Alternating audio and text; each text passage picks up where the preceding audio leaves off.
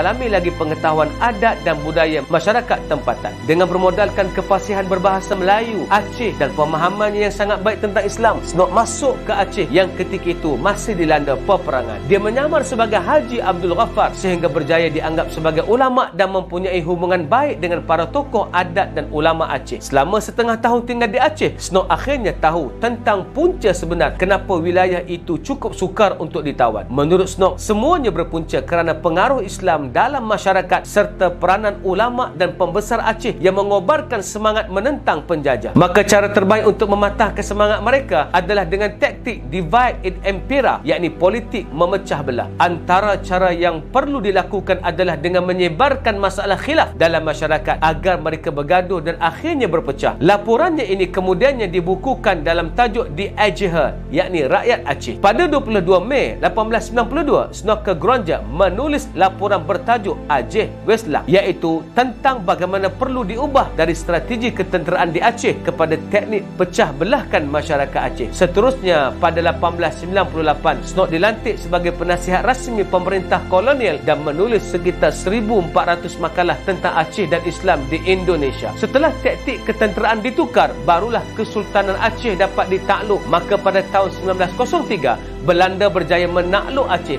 setelah 30 tahun perang melawan Aceh. Snok ditawarkan jawatan Governor Aceh, tetapi Snok menolak sebab kecewa kerana saranannya supaya Aceh tidak ditakluk dengan kekerasan tidak diterima. Setelah kembali ke Belanda, Snok mula fokus dalam dunia akademik. Dia dilantik sebagai Rektor Universiti Leiden selepas itu, sehingga dia menghembuskan nafas terakhir pada 16 Julai 1936. Snok tidak pernah mengungkapkan dengan jelas sama ada dia benar-benar Islam atau tidak. Apa yang pasti, dalam sejarah, Snok adalah munafik yang menghancurkan kekuasaan Islam di Aceh dengan menggunakan Islam. Kisah Snok ini memberikan kita gambaran punca Islam boleh runtuh apabila berlaku perpecahan dalaman. Walaupun perpecahan itu berpunca dari perselisihan dalam perkara khilaf, kini umat Islam terlampau bertelagah dalam perkara khilaf. Apa yang pasti, umat tengah lemah kerana mereka terpedaya dengan khilafiyah seperti yang dilakukan Snok menyebarkan perkara khilaf dalam masyarakat Aceh. Semoga kisah Snok ini menjadikan kita pengajaran bahawa musuh sangat licik dalam menghancurkan Islam, hatta sanggup berpura-pura masuk Islam demi merosakkan Islam dari dalam. Benarlah firman Allah, wa'tasimu bihablillahi jami'a wa la tafarraqu. Berpegang teguhlah kamu pada tali Allah, jangan berpecah belah. Ali Imran